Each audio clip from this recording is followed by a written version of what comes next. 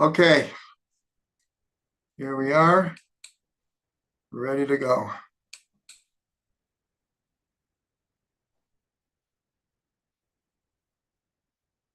Welcome everyone to Fundamentals of Kabbalah and Chassidut.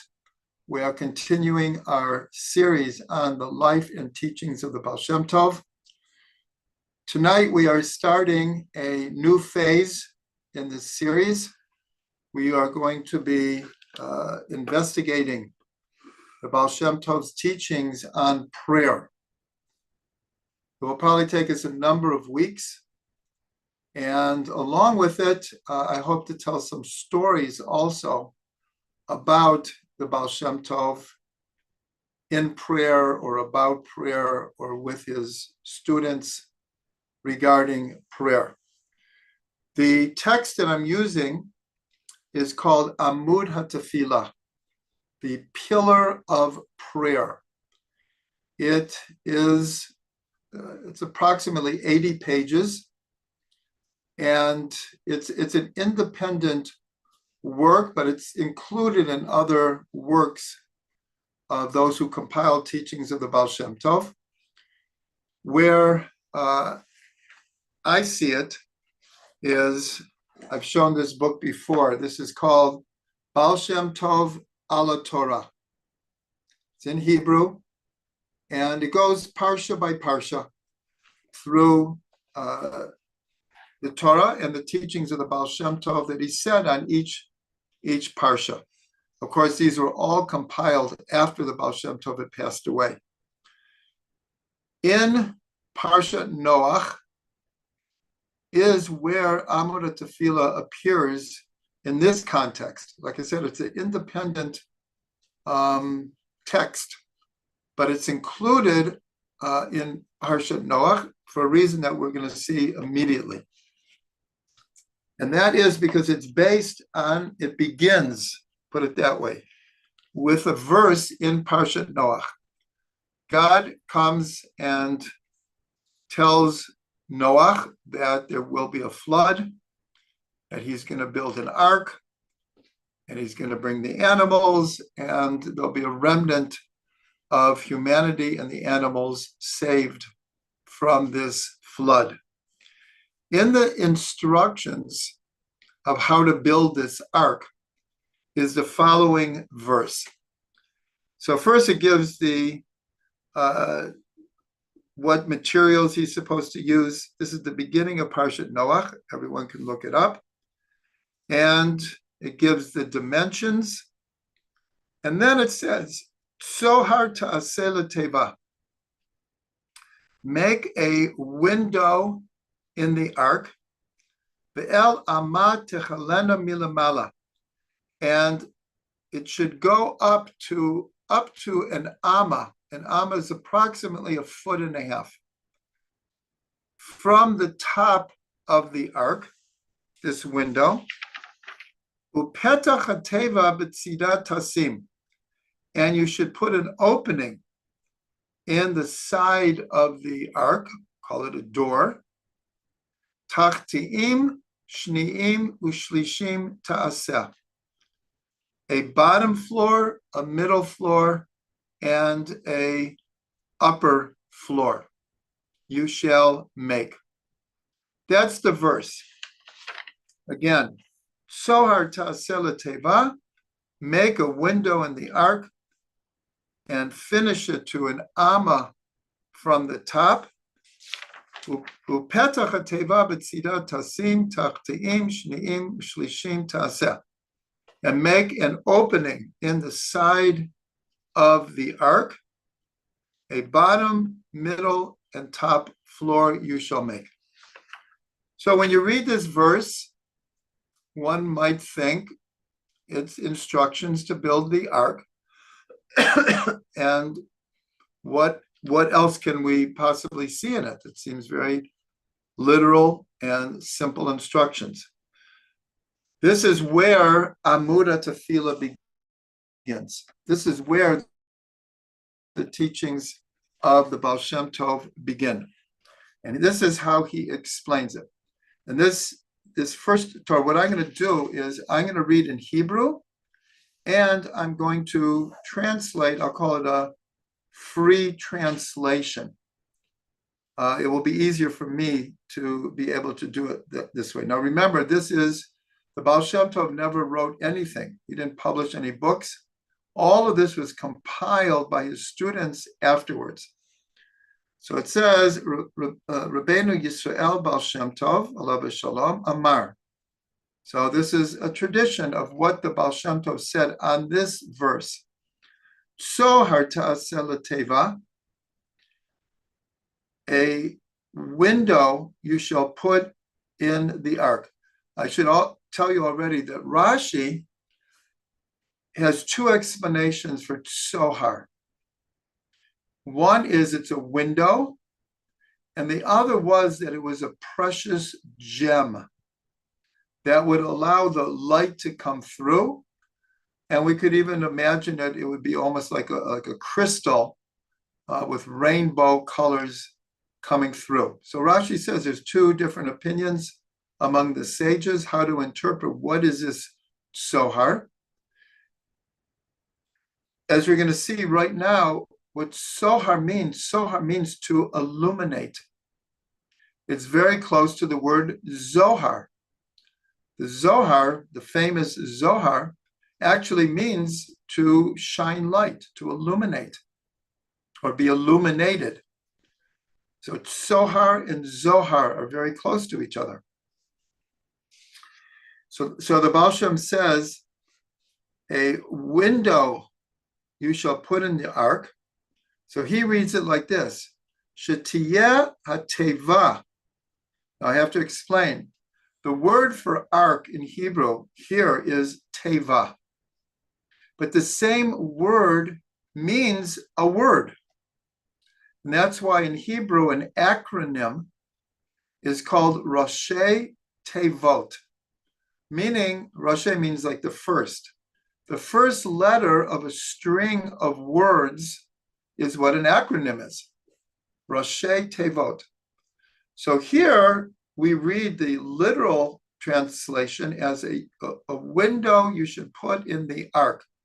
The Baal Shem Tov read it that you should make the words she'adam medaber b'Torah tefillah, that the words that a person uses in Torah and tefillah, matzhir. They have to shine. They have to shine. Tzohar ta'aseh l'teva, make the words of Torah and tefillah shine.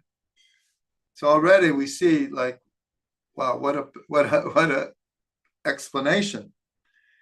He continues, Ki yesh b'chol ot olamot nishamot be'elokut. Because in every letter of the Torah, there are worlds, souls, and divinity.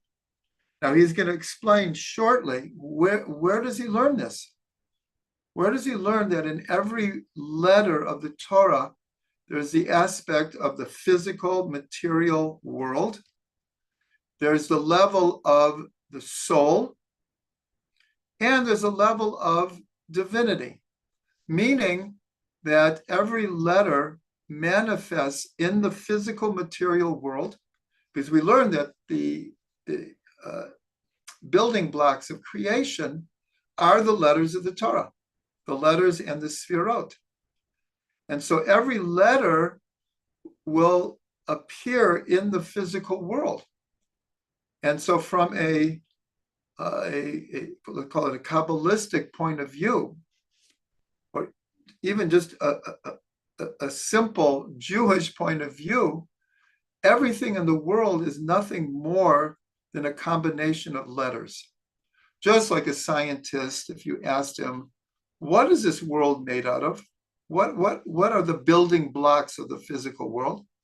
So they would answer atoms, molecules, particles.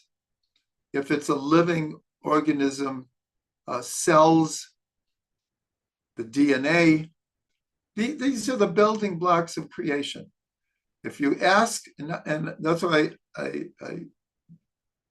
kind of returned, and not just a Kabbalist, because we know even from Pirkei Avot, which is far from a Kabbalistic text, that's where we have the tradition that God created the world through 10 expressions of speech. That God created the world through speech, through the Hebrew letters.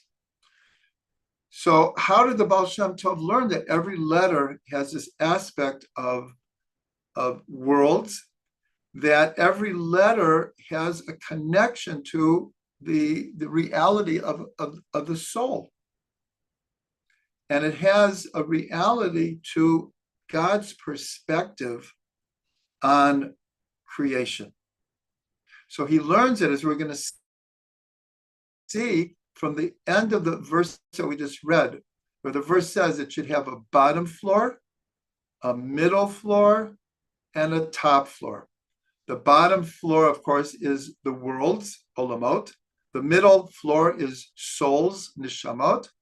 And the upper floor of the ark is the level of divinity. So the Baal Shem Tov continues that every letter has world, souls, and divinity. Va'olim umitkashrim umityachadim zeh im zeh. And every letter in the words of Torah and Tefillah, they rise up, they connect, and they unify. So Rav Ginsburg explains that these three words are the essence of the three levels of reality. The physical material world, our task, our job is to lift up the physical world to a more spiritual essence, to lift up the body to be a fitting vessel for the soul. The whole idea, Kabbalistic, is to lift up the fallen sparks from Shvirat HaKelim. So that's the verb that describes this world, to lift up, olim, umit kashrim, and they connect. This is the level of souls. Souls connect to other souls. Even though we all like our space, we all like our privacy, but a human being by nature is a social being and longs for and desires connections with other people, with other souls. So that's the connection. Umit yachadim, and unify. This is the soul when it's in its highest level of yechidah, wants to unify with God. And so the verb for reaching godliness is to unify with God. So again, olim umit kashrim umit yachadim, to lift up, to connect, and to unify. Zeh im zeh. Every letter of every word has these levels. And all of this is to elevate, to connect, and unify im elokut, with godliness. Achar kach mityachadim umikashrim yachad ba'otayot na'aseh teva. So each one of these letters, since each letter has a level of world, souls, and divinity, and each letter has an aspect of elevation, connection, and unification. So each letter of a word needs to be connected, or you have individual letters. But the idea is the letters form words. So you have to unify the letters. And here he says to unify and to connect together the letters until they make a word. Now, what this means is, on the deepest level, when you take a word of Torah, a word of Tefillah, well, it's made up of letters. And if a person understands the meaning of the letters, then they understand what the word means, because it's made up of individual letters. Those are the building blocks. And they unify one letter with the next, and they connect and they create a word. And the word has the meaning of the combination of all these different levels of the individual letters. And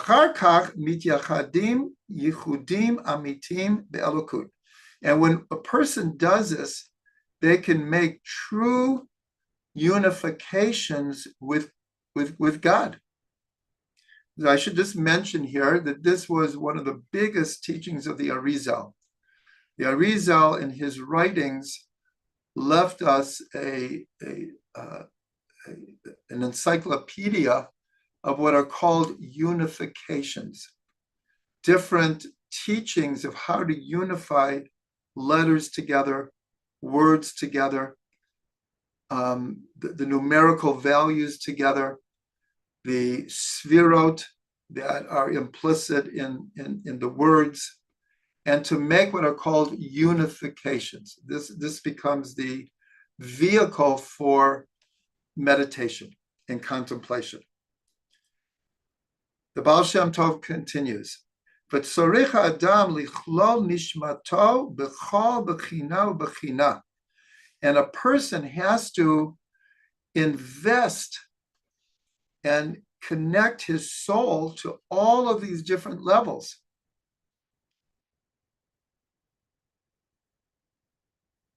Mihaniska, everything that we've mentioned up to now, it only works if a person puts their whole strength and soul and focus into doing these elevations, these connections, and these unifications. Va'az mit yachadim kol olamot echad. And when doing this, it connects all of the worlds together, the physical world and the spiritual worlds, the world of Asiyah and Yitzirah and Bria and Atzilut. And that's why, Kabbalistically, when we daven Shachrit, the morning prayer, it literally goes from world to world. Sukkah de Zimra, the morning brachas is the world of Asiyah, the world of action. The Sukkah de Zimra is the world of Yitzirah. After Baruch Hu, the Shema, the blessings before and after Shema, is the world of Bria. And then when we step into the Amidah, the silent prayer, we are stepping into the world of Atzilut, the world of emanation. So that's what the Baal Shem Tov says, is that when we are focused on the letters and all of their levels, then we connect all of the worlds together. Our prayers are what is connecting the worlds together. V'naseh simcha v'tanug gadol ad ein shiur. And when we do this properly, it creates a joy and spiritual pleasure so great that there's no way to even describe it. And he says, "V'zeu tachteim shneim u'shlishim." This is where he explains, and this is what it means: the bottom floor, the middle floor, and the top floor of the ark. But again, remember the word ark, teva, means word. So this is where he explains. I explained it already, but this is where he explains it. Dainu, olamot, nishamot, and elokut. In other words, what are these three floors of the ark? This is worlds, souls, and divinity. Talat almin itle. There are three worlds. But sorich lishma b'chol teva mashomer. And a person needs to hear in every word what they are saying. Sheha shchina olama dibur. Because the Shekhinah, God's divine presence, is associated with speech. That's why Malchut in the Tikkunei Zohar is called Torah Shel Baal Peh Korinin La. Malchut is called the oral Torah, the master of the mouth, the master of the mouth.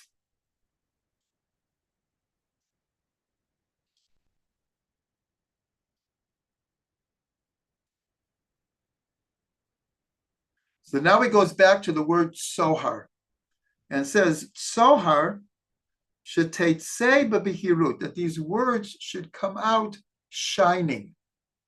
They should come out shining. And of course, that makes us shine. In other words, when our kavana is shining, the words come out shining, and that's what gives the words strength to unite all of the worlds. And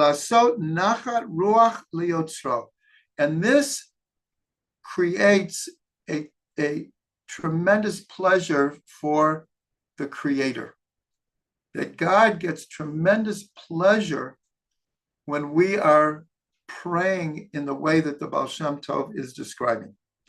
But sarich emuna gedola lezeh, and you need great faith to believe in everything that the Baal Shem Tov is saying. In other words, you need great faith to feel that your words of Torah and Tefillah have the power to unite all the worlds together. That takes a tremendous amount of faith. The Shekhinah nikret emunat amen. That the Shekhinah is called a very strong type of faith.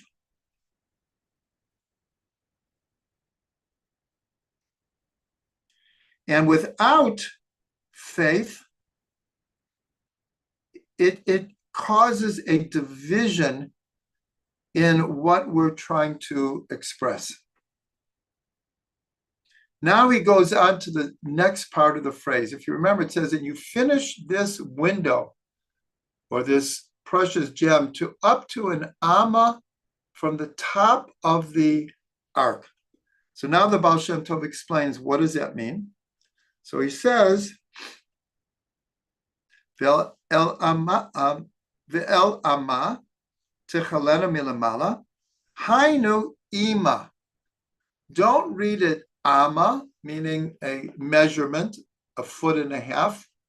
Read it that this window should go up to the Shekhinah, up to the Bina, up to the mother figure. And that's why in Kabbalah, there is a tremendous emphasis that our prayers should all be directed to lifting up the Shekhinah. The Baal Shem continues. And then he says, Oh, yesh lomar, achar sheyetzeh teva mipiv, ein tzarich lizkor ota lahalan. And he says that once the words have come out of our mouth, we don't have to hold on to them. Why? Because we have the next word to say, and the next verse to say, and the next prayer to say. In other words, you have to finish it, but you can't hold on to it, or you'll get stuck there.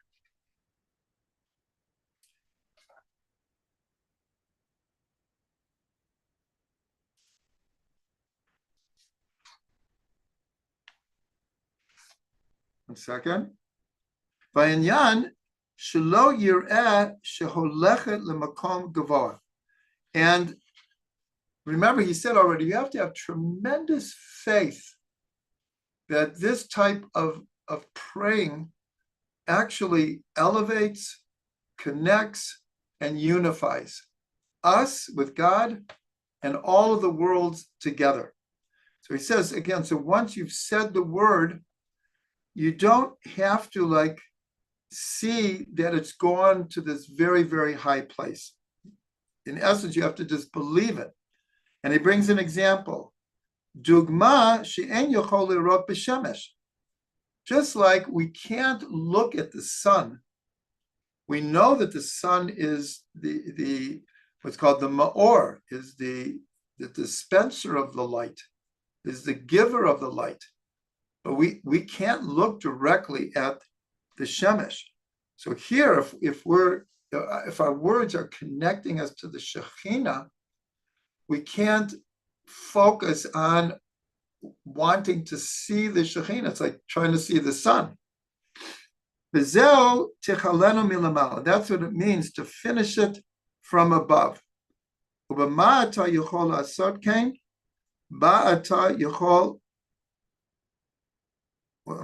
second. Oh, and then the next verse, God says that you and your family should enter into the Teva. So the Baal Shem Tov says, Ba'ata v'cha beitcha el ateva. You and your family should come into the Teva. Hainu b'chal gufcha u'b'koatcha tavo el ateva. Meaning with all your strength, with all your heart, your soul, and your might, you should put that energy into the words of tefillah. So that is that's the opening of Amuda Tefillah. It should be obvious to us all, this is just beyond awesome. It's just, it is so heavenly and full of light. It's really, like he says, if you can daven like this, there are no words to describe the joy or pleasure that not only you get, but he says explicitly that it gives to God, to the Creator. L'chaim, everyone, l'chaim.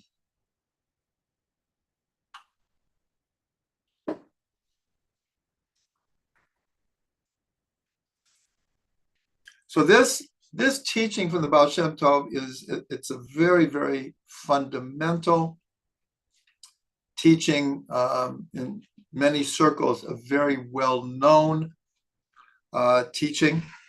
And you just give me 1 second.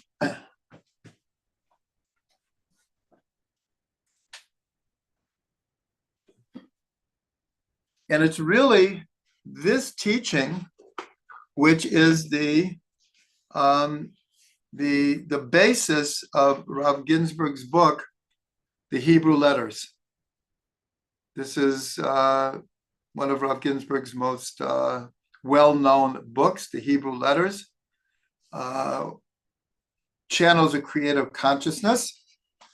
And it's very much based on this teaching, because the way Rav Ginsburg gives over this book, going from the Aleph to the Tav, is that every letter, now the Baal Shem didn't mention this, but this comes from a teaching in the Sefer Yetzirah, that every letter has a form, a name, and a number.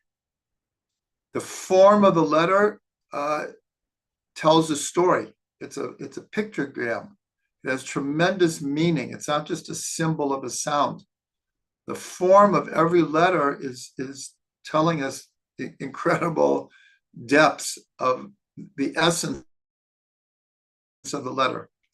The letter also has a name. Aleph means something. Bet means something. Gimel means something.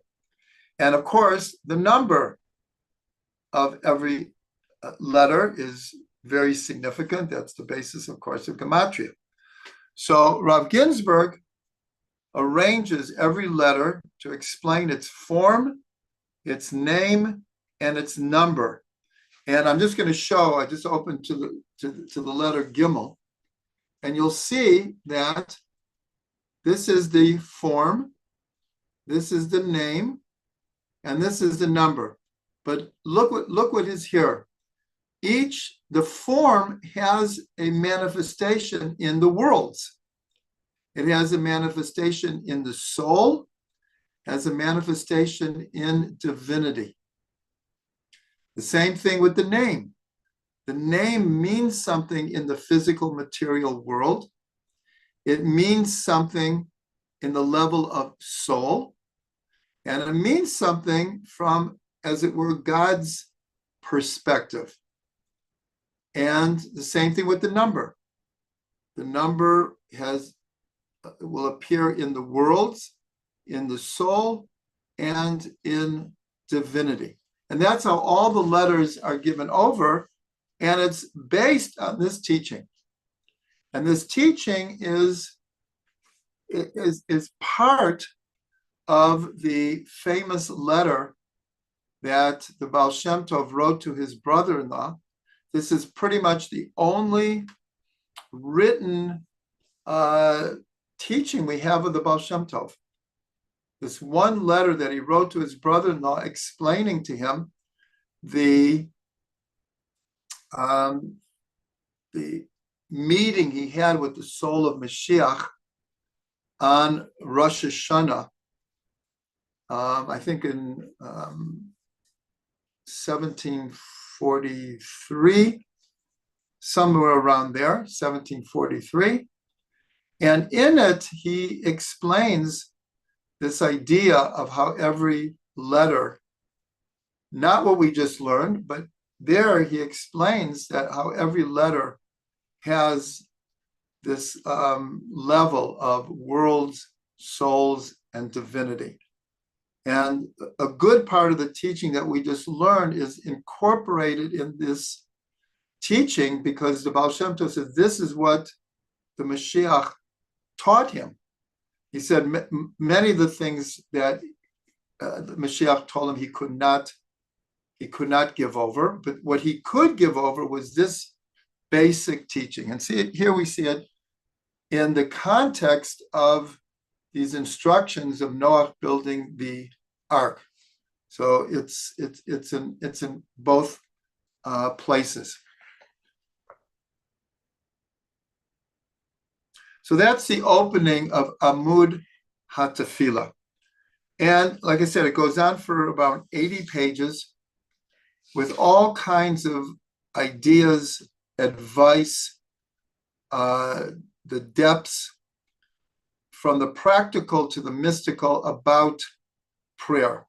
I have to say it's somewhat repetitious, because this is a compilation of different people who either learned directly from the Baal Shem Tov or who learned from those who had learned from the Baal Shem Tov. And then when this was compiled, they compiled the traditions from many different people, and sometimes about the same ideas, given over very similarly.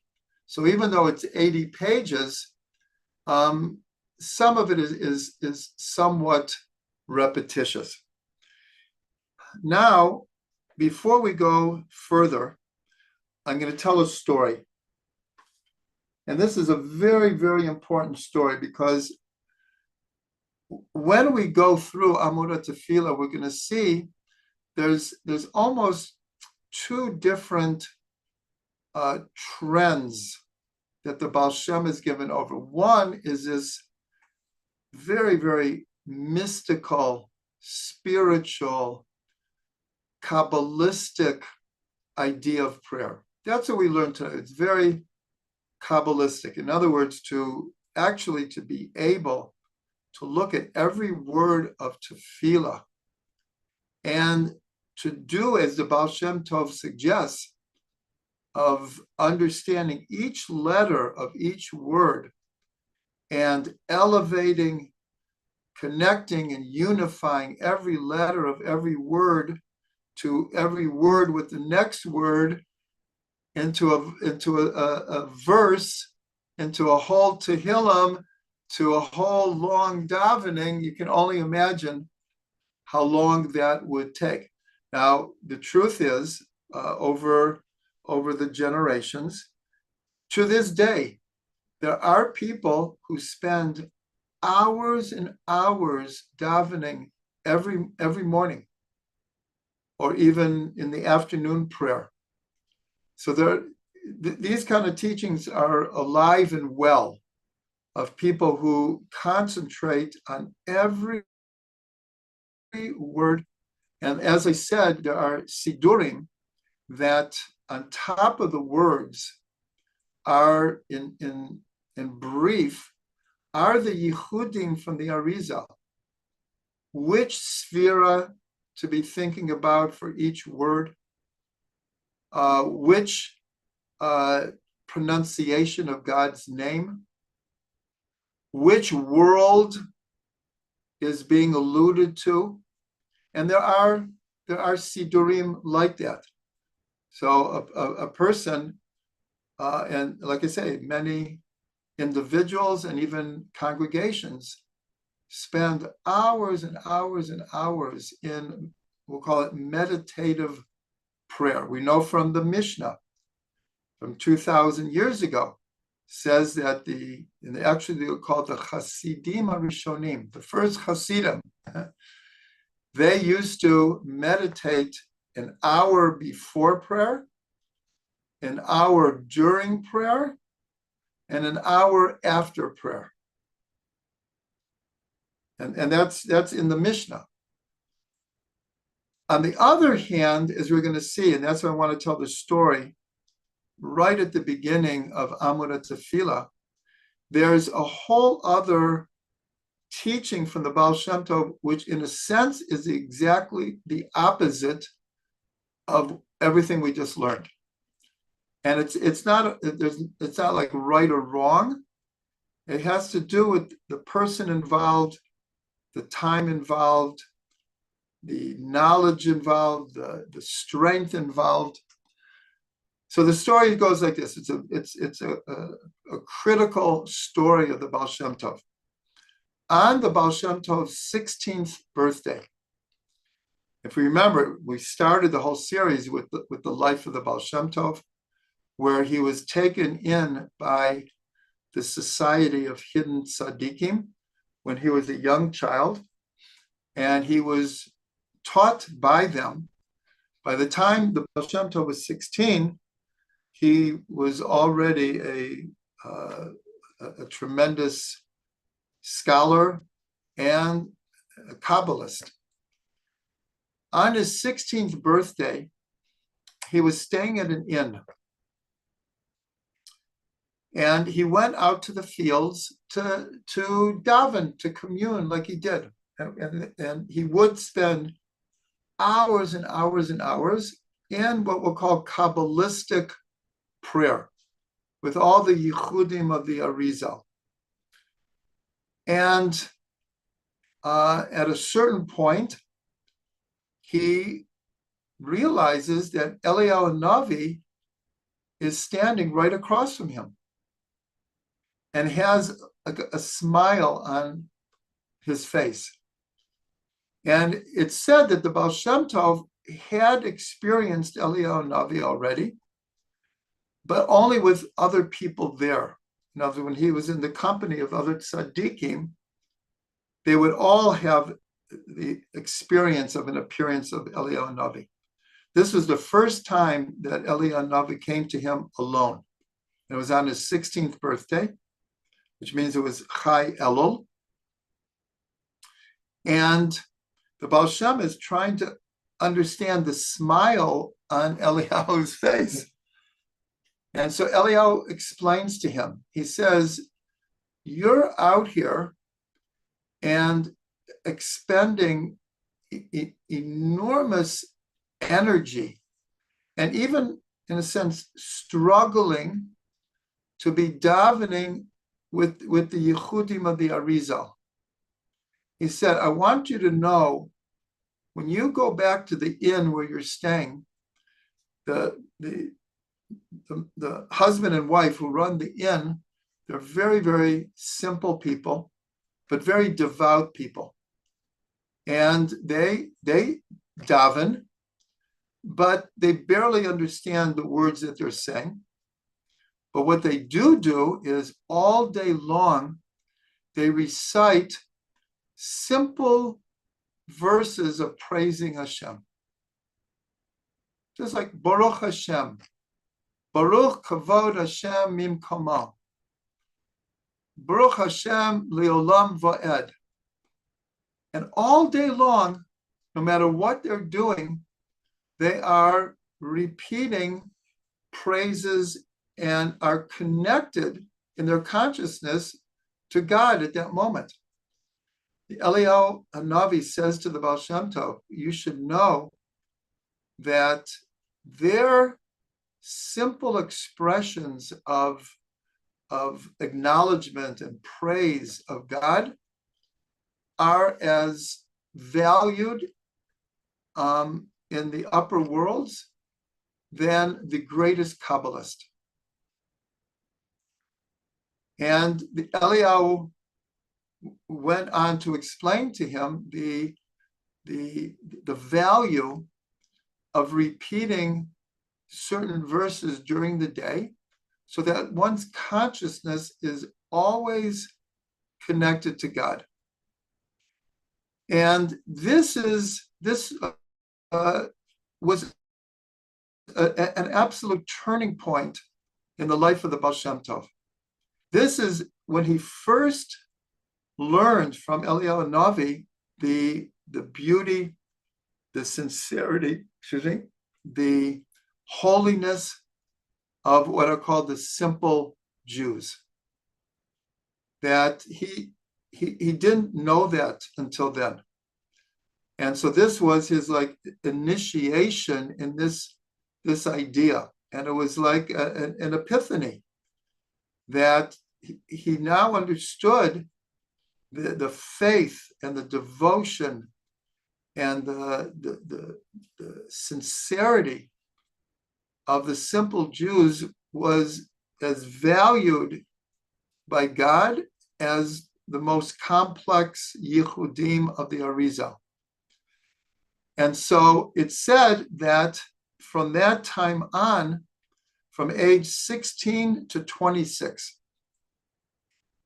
till his 26th birthday, Eliyahu Hanavi became his primary teacher.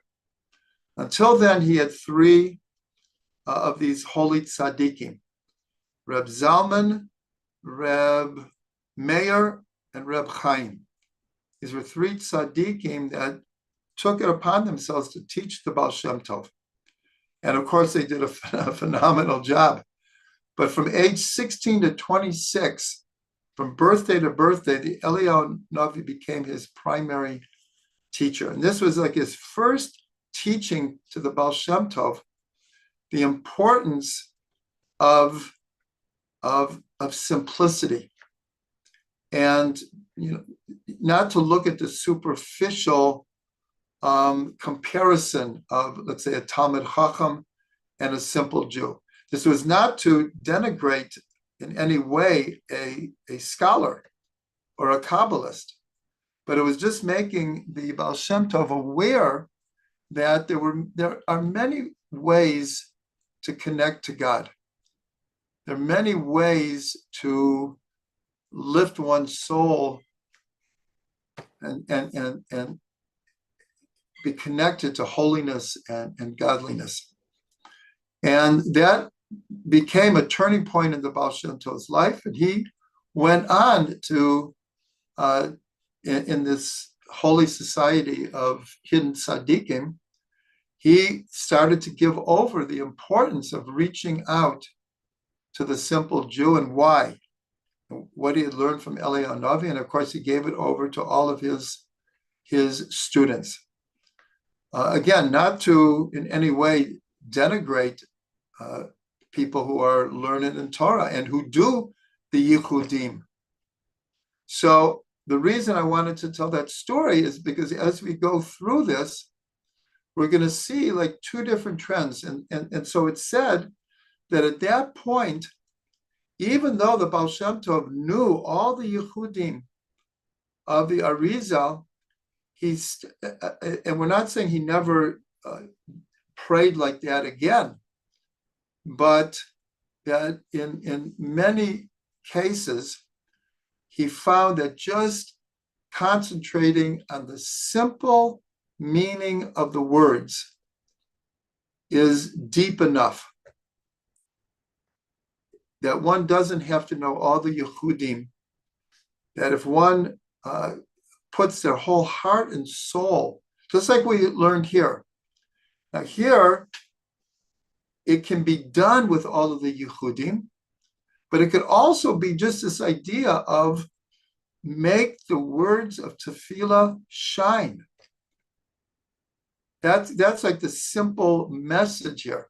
Yes, you could do it through knowing the depths of every letter and the sphirot and the names of God and the worlds, and that it works. And when it works, like the Baal Shem Tov says, it can bring a joy and pleasure, not only to the person, but to God. But at the same time, by just, like he said, put yourself in, like when God said that to Noah, you and your family go into the ark. So the Baal Shem Tov said that what it means is that you have to put your body, your soul, your mind, everything into the words of tefillah. But you can also do it through the simple understanding of the words. And even the simple understanding of the words has the power to lift, to connect, and to unite. So here, it can work like on two different levels simultaneously. So I really wanted to give over the first of the teachings of the Baal Shem Tov on prayer and that story, because that will really form the basis of everything else we're going to be learning about tefillah. I'm going to do just one or two more, so I want to leave enough time for discussion. So the next one that we'll do is Baal Shem Tov Gila she'af al pi she'adam mitpalel b'dveikut gadol ahava v'yirat kirui. So the Baal Shem Tov says, he revealed that even though a person may be praying with tremendous dveikut, meaning putting their whole being into it, and with great love and awe, as is appropriate, mikol makom yoter sheyelo hachna'a lifnei Hashem yitbarach k'ra'ui. But a person has to know that at the same time that a person has to have hachna'ah, submission, humbleness, shiflut, before God while they're praying. Why? Because a person could be getting like really high from their davening, right? And that getting caught up in the experience of the high can lead to ego and pride.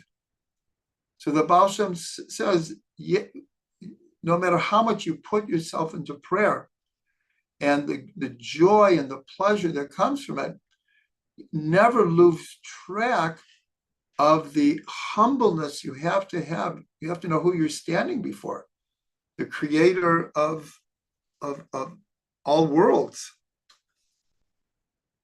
So listen to this. The Baal Shem gives this over to his students. Ki pam echad hi palel im talmidav. Because one time the Baal Shem Tov was davening with his students, but dveikut gadol, they were all in a tremendous state of clinging to Hashem. V'lo haya lehem hachna'ah. But the Baal Shem Tov felt there's something missing here. There's an existential humbleness that he's not picking up on. V'haya ki tarog gadol milamala, and he experienced a tremendous prosecuting energy from above, because there was a bit of pride in the davening. Rak echad haya mitpalel b'hachna'ah v'nitzolo al yedei zeh.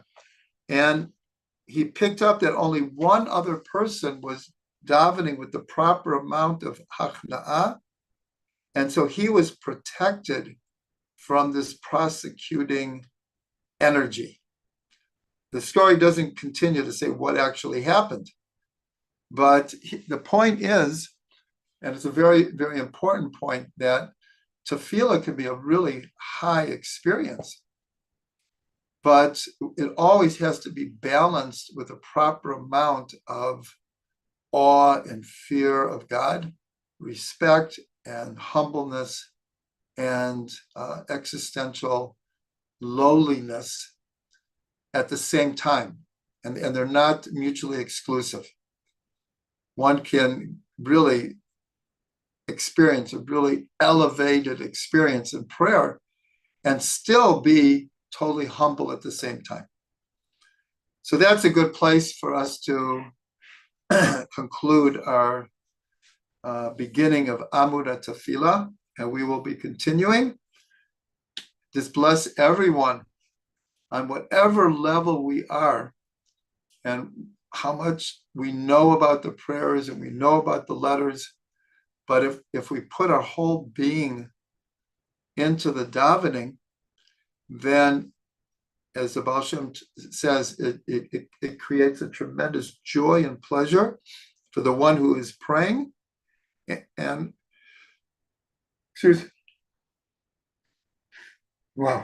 and for God who we are praying to. Halavai, we could all experience that. Well, I almost sneezed there. L'chaim, l'chaim.